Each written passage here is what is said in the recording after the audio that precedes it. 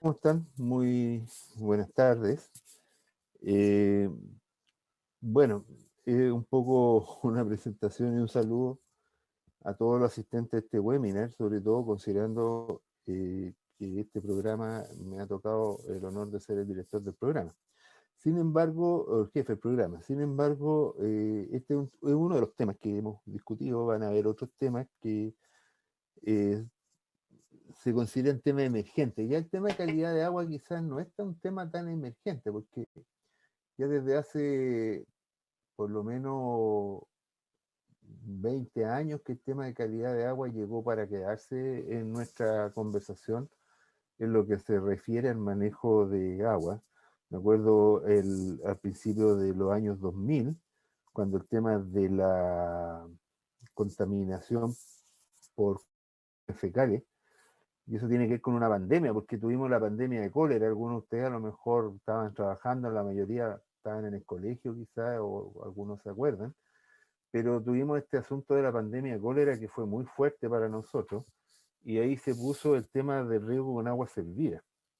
Y ahí aparecieron cosas impresionantes como la lechuga que se vende en bolsa en los supermercados.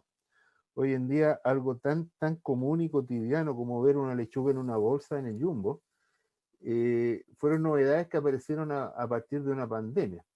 Y producto de esta pandemia ahora ya estamos un poco acostumbrados a los webinars. Entonces es increíble cómo estas situaciones tan exigentes que hemos tenido al final generan cambios culturales que vamos a seguir viviéndolo en el tiempo, casi sin darnos cuenta. Entonces el tema de la calidad del agua se impuso bastante en su momento. Después vinieron algunos requerimientos del mercado exportador, como la Eurogap y otras normativas europeas que nos presionaron mucho. Y ahí apareció, y debo recordar que la Comisión Nacional de Riego tuvo un papel bien relevante en eso. Pero en general el tema de la calidad del agua llegó y se estableció. Lisandro en su junta de vigilancia han hecho un trabajo bien interesante, la junta del Biobío también, otras juntas de vigilancia hermanas o futuros serán hermanas nuestras. Digo nuestra porque yo soy de Vitata, entonces igual voy a estar siempre ligado a esta junta de vigilancia, pero el tema de la calidad del agua llegó para quedarse. Entonces, la calidad del agua en realidad es un tema que al final del día es un acuerdo social, es un acuerdo, tiene que ser una referencia, porque básicamente la calidad del agua depende de para qué voy a usar el agua. Y a mí esta diapositiva es bien antigua, pero me gusta mucho porque yo tengo una botella de agua mineral y tengo una botella de agua desmineralizada, que son distintas calidades de agua para distintos usos. Por ejemplo, para la plancha de vapor no puedo usar la botella de agua mineral, y para tomar agua no puedo usar el agua desmineralizada porque me haría mal a la salud. Ahí aparecen cosas interesantes como por ejemplo que en las plantas desaladoras que se están construyendo, uno de los problemas es cuál es la calidad mínima del agua que hay que mantener para no dañar la salud, porque si el agua es demasiado pura, es tóxica.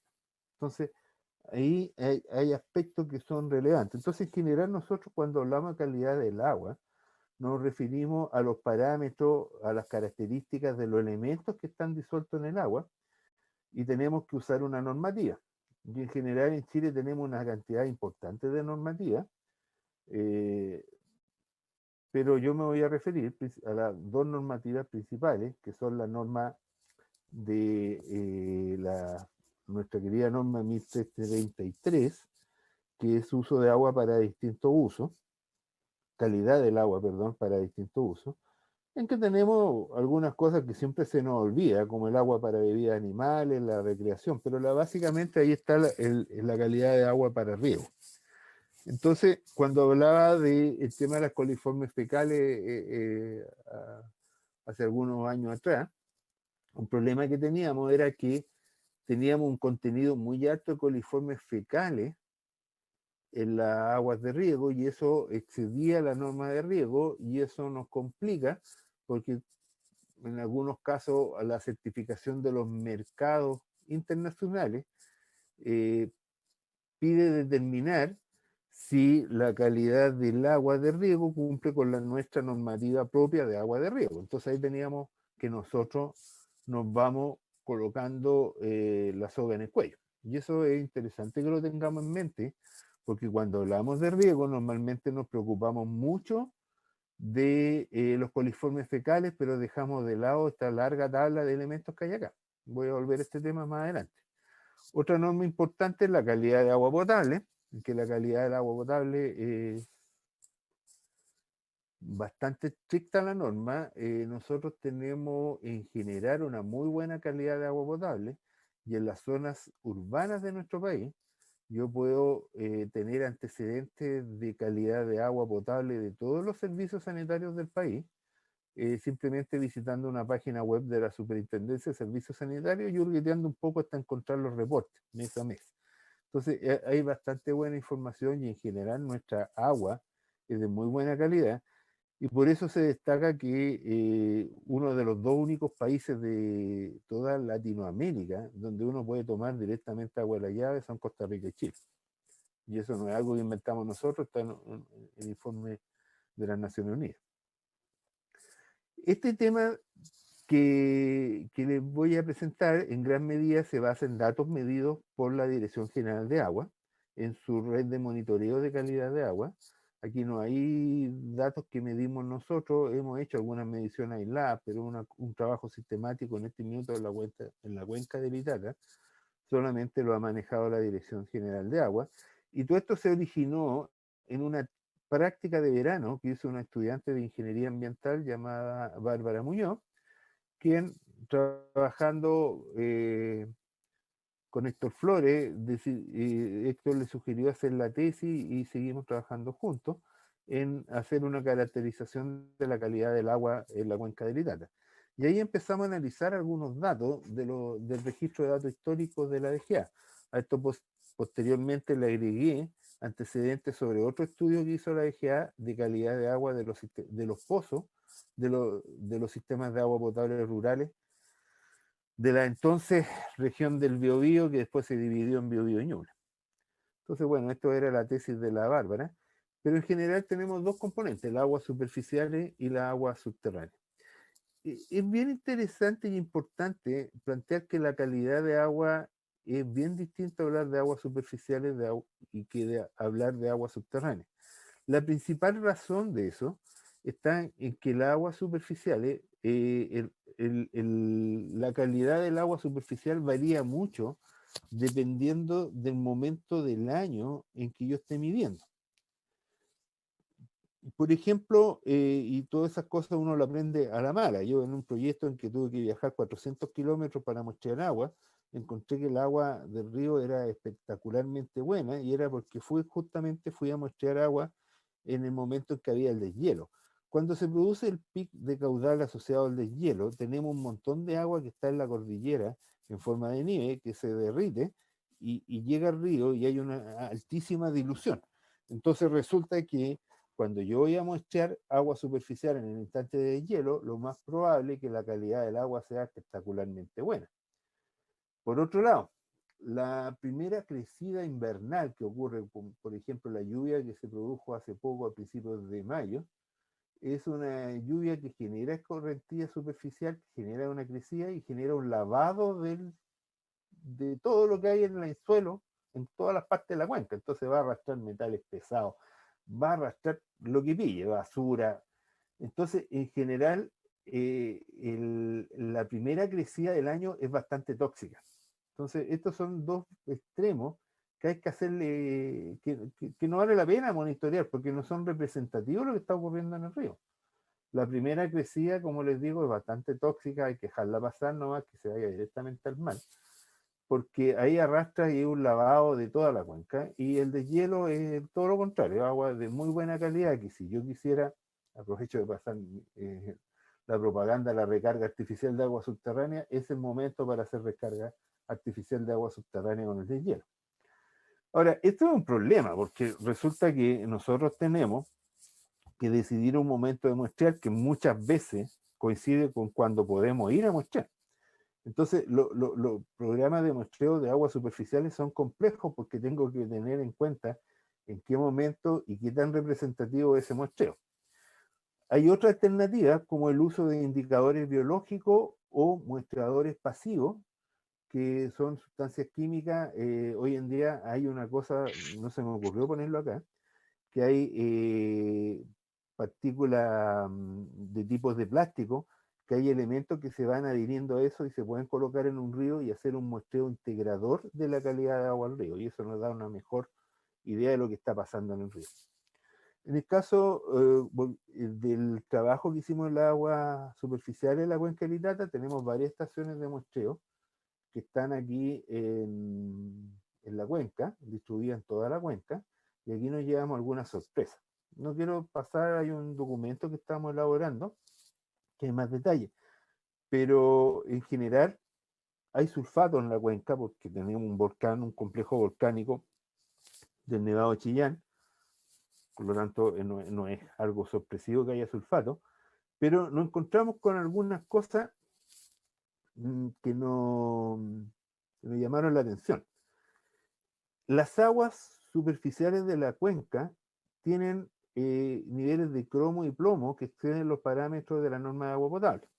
Entonces ahí hay una llamada de atención.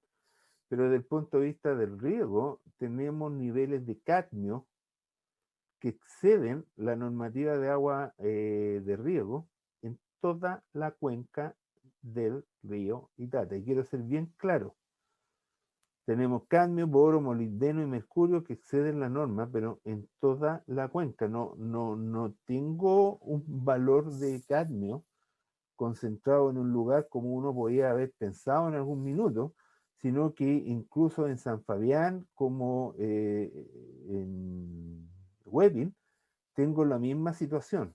Hay un tema geológico y eso yo sé con certeza de un productor de nogales que le rechazaron una partida por el tema del cadmio. Entonces ahí hay una llamada de atención que, ojo, que hay elementos químicos, y esto ocurre en todas las cuencas de Chile, y ahí hay un tema importante para la Comisión Nacional de Riego, que hay que revisar la normativa de riego, de agua, de calidad de agua para riego, porque hay muchos elementos que los niveles naturales del agua sobrepasan la calidad establecida por la norma de riego sin que ello constituya problema de toxicidad. Entonces ahí hay algo que es importante tener en cuenta, porque nos estamos colocando nosotros casando con un nivel que a lo mejor no es necesario.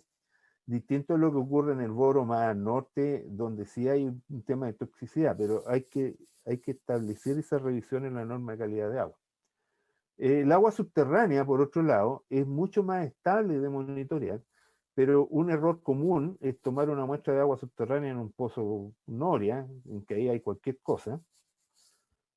Siempre me gusta esta foto por la cara de preocupado que tiene el perro mirando el agua, pero en general uno tiene que establecer un muestreo de agua subterránea en un pozo que no haya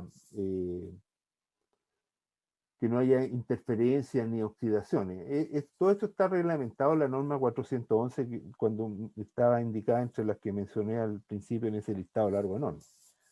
Entonces, en agua subterránea, la Dirección General de Agua hizo este estudio y se estudiaron 64 pozos de distintos APR en la región de Ñuble y tenemos bastante buenas noticias.